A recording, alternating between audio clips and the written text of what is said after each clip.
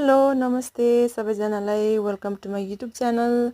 आज चाहिँ हामी सर्ट टुरमा जाँदैछौँ अनि त्यस पछाडि अब हामी चाहिँ यो पाङमा भन्ने ठाउँदेखि पुरै चनपुरसम्मको यात्रा चाहिँ गर्नेछौँ। अनि अब तपाईहरूले पनि हेर्दिनुहुन्छ होला भन्ने मलाई आशा लागेको छ।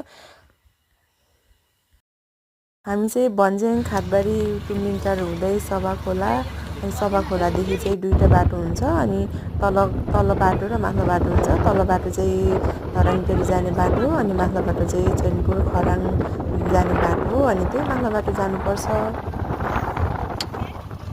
हामी चाहिँ घरदेखि नै ढिला ढिला हिँडेको अब त्यही भएर सरर गाडीदेखि नै गएकै गरेर एकैचोटि चैनपुर बजारमै पुगेर पनि त्यहाँदेखि प्लस उता चैनपुरदेखि पनि अझै टाढा छ सिद्धकाली मन्दिर, त्यहाँ पुगेर चाहिँ अब त्यही हो फोटोसोटो अनि हल्का दर्शन गरियो त्यति चाहिँ हो। शनिबार गएको थियौँ हामी चाहिँ। शनिबारको दिन चाहिँ सबै मन्दिरहरू बन्द थियो तर अब गेट चाहिँ खुल्लै थियो। अब बाहिरदेखि नै यसो भगवान्लाई दर्शन गऱ्यौँ। अब जाँदाखेरि चाहिँ शनिबार चाहिँ नजानु होला।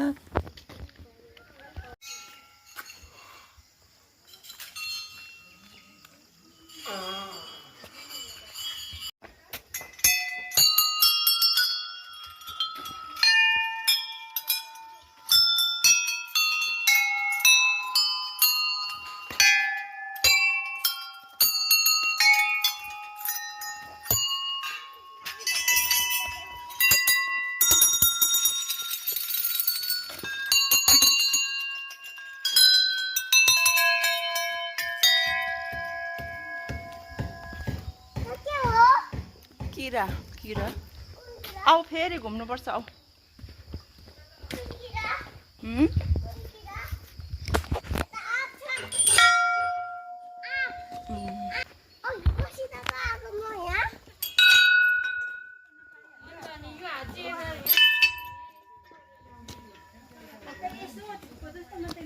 दर्शन गरिसकेपछि चाहिँ हामी फर्क्यौँ। त्यहाँदेखि चाहिँ सिधै बस पार्कतिर आयौँ अनि बस पार्कमा चाहिँ एउटा ठाउँ जस राम्रो भ्युजहरू आउने ठाउँ छ भन्ने कुरा सुनेपछि चाहिँ हामी त्यहाँ पनि चढ्यौँ। माथि निकै माथि रहेछ। अब हामी लागेको माथि कता माथि चाहिँ जानुपर्ने हो। लु जाउँ है जाउँ लु म चाहिँ हिँडेँ। हेलो साथीहरू आउनुहोस् है।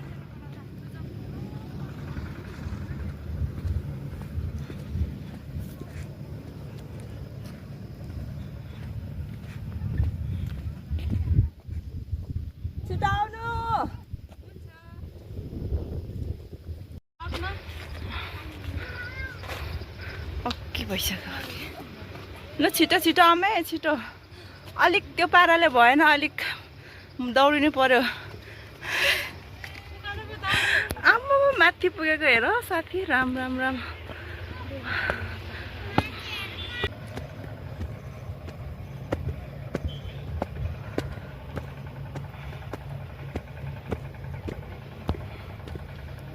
कति माथि रहेछ हौ, के माथि। अब त भोक पनि लाग्न थाल्यो।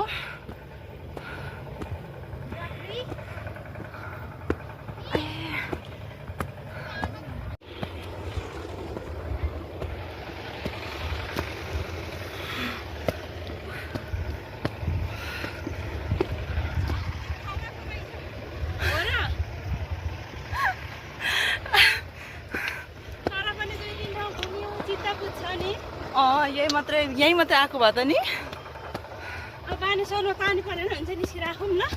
ल म घोडाको पाङ्ग्रा निस्क्यो है मेरो त। आयो ए ल ल आयो आयो हाम्रो आजको मेन उद्देश्य चाहिँ हामी मेन घुम्ने ठाउँ चाहिँ यहाँ रहेछ नि त नि। केही रहेन रहेछ यस्तो तर ठिकै छ। खास गरी हामी यहीँ आएको होइन आउनु चाहिँ।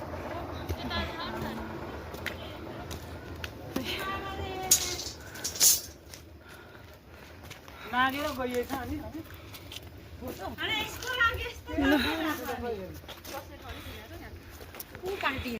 अनि त्यहाँ चाहिँ यसो हल्का फोटोसोटो खिच्यौँ अनि त्यही हो अब गएपछि अब फोटो त क्लिक गर्नै पर्यो अनि त्यस पछाडि घाम पनि धेरै लागेको थियो अनि त्यही भएर हामी चाहिँ धेरै बेर नबसिकन चाहिँ हामी तल झरेर अब खाजासाजा खाएर फेरि बानेश्वर डाँडामा चढ्ने सल्लाह भयो अनि एकछिन त्यहाँ चढ्यौँ।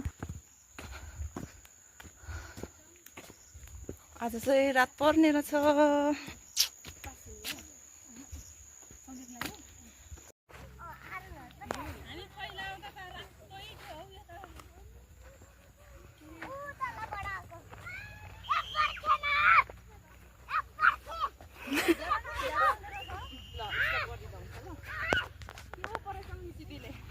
हुन्छ हुन्छ